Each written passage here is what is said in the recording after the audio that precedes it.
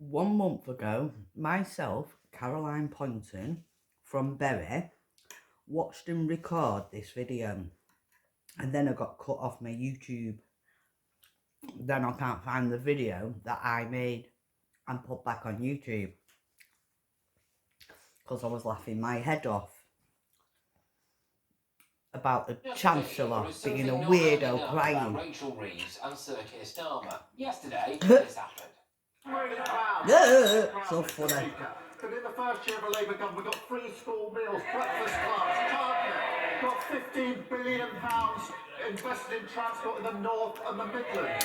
Planning regulation, planning and infrastructure is pounding forward.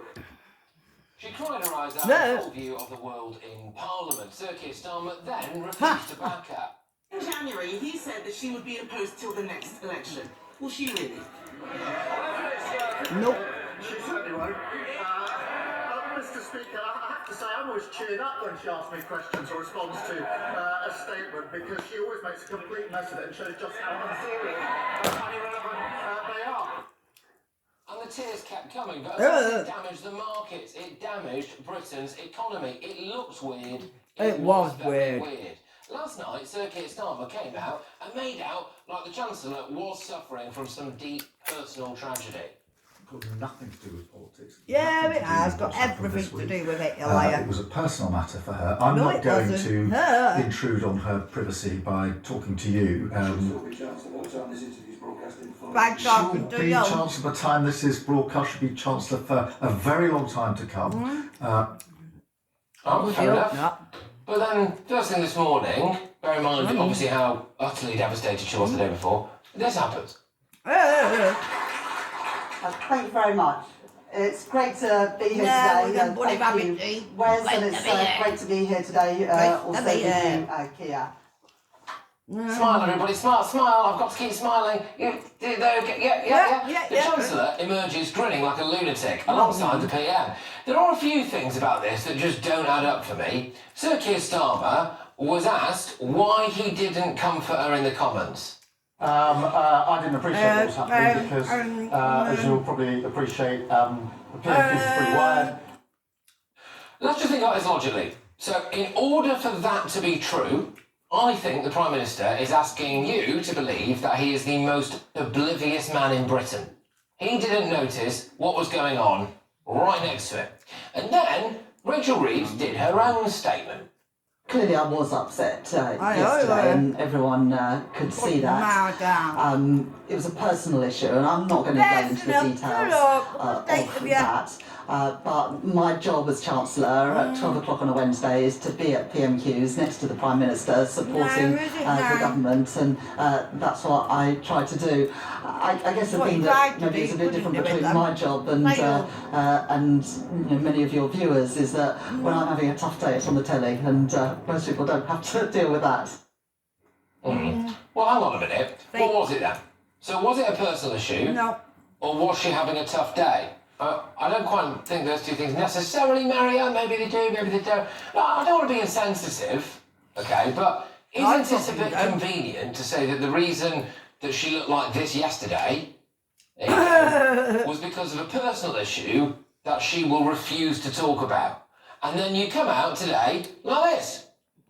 I think, there we go. Oh, smiles. And you expect us to believe that everything's absolutely fine. And you are the kind of person that we can trust with our economy, even though it's in the toilet, thanks to a lot of her decisions.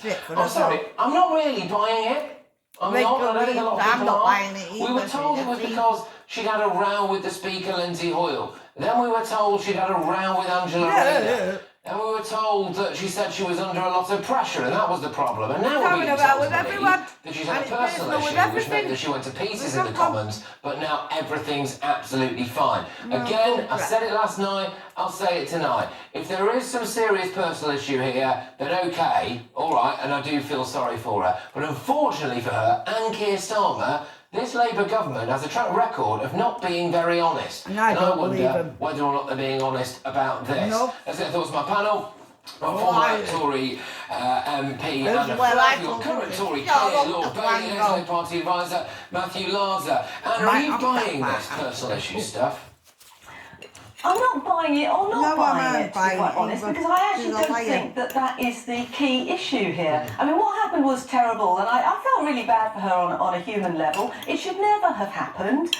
She was upset before she came into the chamber. A face like that shows you've been crying for hours. This didn't happen in the chamber. The whips should have made sure she didn't go into the chamber, because she is the Chancellor of the Exchequer, and the demeanour of the Chancellor is a matter of national importance. What really worries me is she is saying today she is proud of her record. That's the really serious thing, because she has the worst record of any Chancellor in history. So Sean, what do you make of what we saw today? So yesterday, right, it was really personal issue, and if that is the case, again, we're very sorry about it. The personal issue that meant that she blubbed in full view of the world. Goodness only knows what Vladimir Putin was thinking about looking at that, by the way. And then today, all smiles, everything's fine. I'm not going to tell you what was wrong. Clearly, the head of communications said, we've got to get ahead of this, and they gave her the line where she goes, to be clear, on a personal, I feel really quite bad for her, but the reason I'll extend her no sympathy is because of the way her and her entire party treated Liz Truss. They bullied Liz Truss. I personally think she's slightly traumatised about what went on. So to ask us to extend her some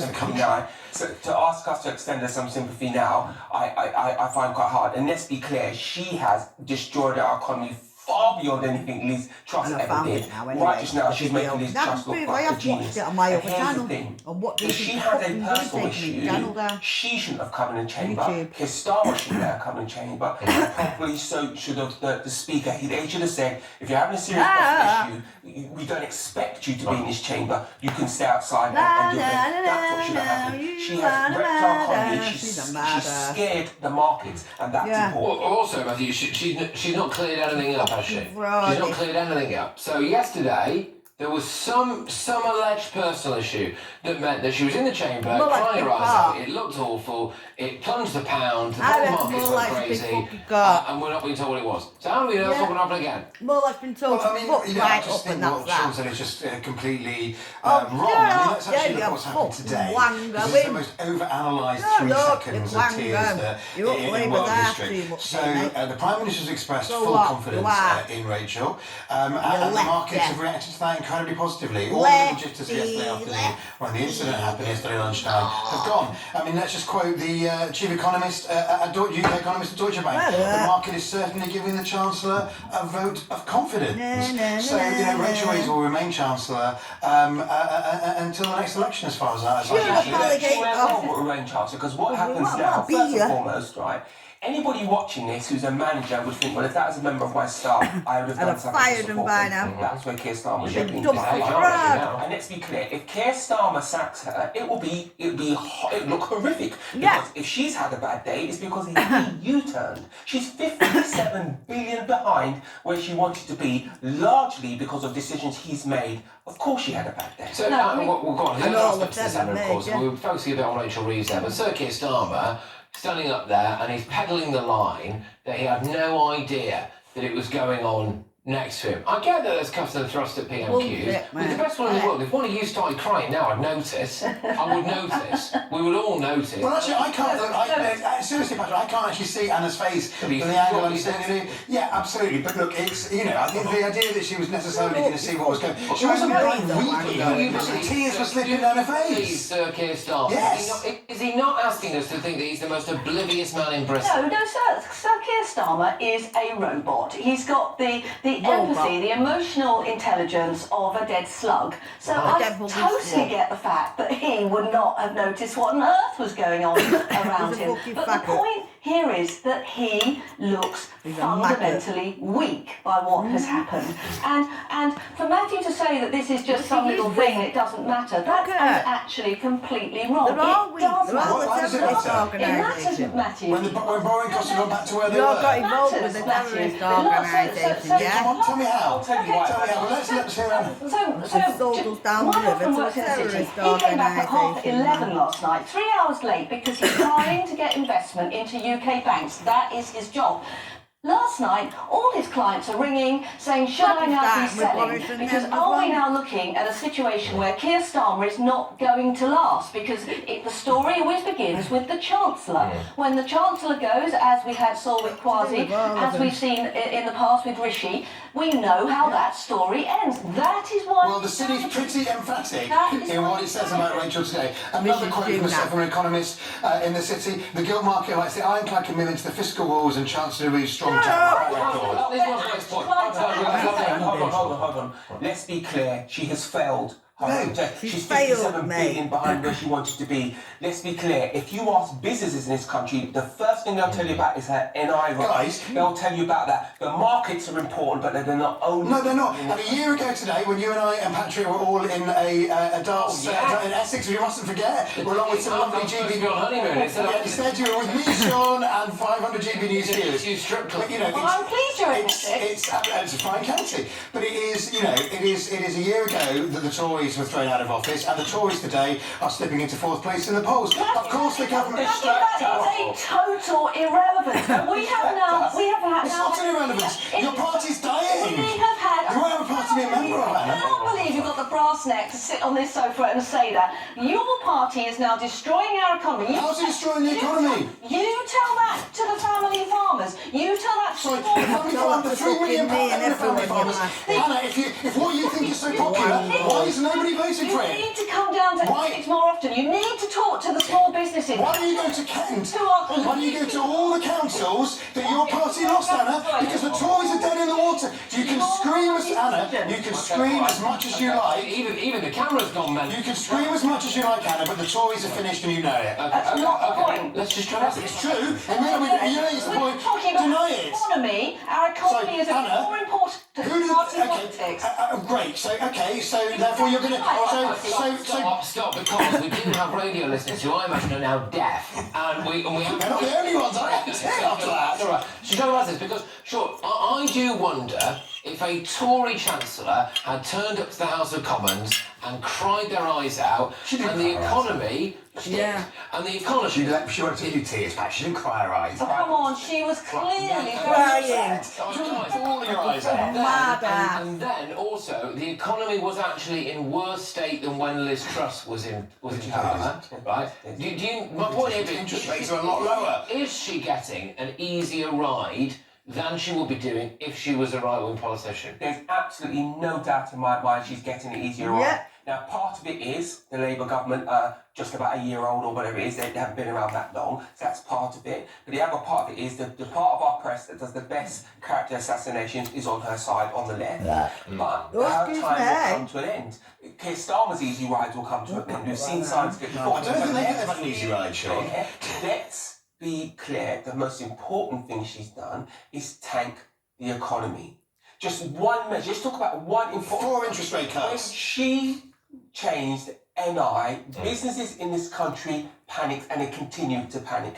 You saw the fluctuation in the market because they do believe at some point this Chancellor will continue the downward spiral. My Tory friends, you can talk it down. I'm talking. Unemployment is going up. Foreign direct investment is going down. Okay, if I did put you mentioned... Sorry, they've got 2 Tories here. One So I want to put to you, Matthew, that you mentioned that about a year ago we were in that. It was a cracking night, actually. Don't throw on again. But we were there, Labour landside, bang, walloping great majority, brilliant. If I'd have said to you almost a year to the day on, we'd be sitting here now talking about where Labour are in the polls, the Chancellor's just crying in the House of Commons, and this slightly weird spectacle of Rachel Reeves turning up, grinning like a lunatic at the end. You wouldn't have believed me, would you? It's not great. Look, has the government delivered all of my expectations of a year ago? No. If you'd asked me on that night, do I think it was going to be an easy year, particularly with the legacy after 15 years of failure that the government had? No, I don't think it was going to be all green grass and clover either. Are there things the government needs to do better? Of course there are. But as we've seen quite clearly, what you can cry again, can't you? It's always been a battle between Labour and Reform and the future of Britain. Just we're nearing the end of the segment. Do you think that her crying in the Commons yesterday has saved her job? I think there's something in that, and I think that isn't right either, because what happened yesterday should never happen. It was incredibly unprofessional and it was incredibly bad for this country. And we cannot have, we just can't have this level of childishness. I mean, I'm really I don't think tears are childishness, Anna. Because none of us know what the personal issue was. Let me say this because I'm really sympathetic to her being. Well, not if you're calling her childish. What is childish is not having it's her being sent into the chamber and not being doing a job. A bit more about what the central. No, because private things are private. Private things Well, are then, except the way they behaved around other people in a similar position when it was their go to put the boot in was she shouldn't have gone in work then, should she, that day then, mate? Labour are quite good at coming out and saying what a private issue is. Not always, because it's private, you need to adjust this. But what if you're sat at home, there is a whiff of, has this been re-engineered? It could seem. Well, yeah, exactly. But what I mean is, if it was private, to do with something private, why didn't they just come and say, unfortunately, Rachel Reeves can't be with us today. She's got something private going on. Why don't they just do that? And then there'll be no harm. Right? And so this might look like a little bit of a... It's causing all this drama, man. The thing now we've seen today is that it was an unfortunate incident, as everybody has said. It's sorry to see her upset. What's key now is the next few weeks, and I'm sure that the next few weeks will be absolutely fine. All right. Okay, well, that's good. Well, I am reassured. I'll tell you what, It's going to be fine. And we'll continue to see interest rates. Well, I'm not. Yeah. We'll see interest rates continue to go down, the Tories continue to tank in the polls. All joking aside, However much these two dream. Because nothing will go down. Thank you by Caroline Poynton.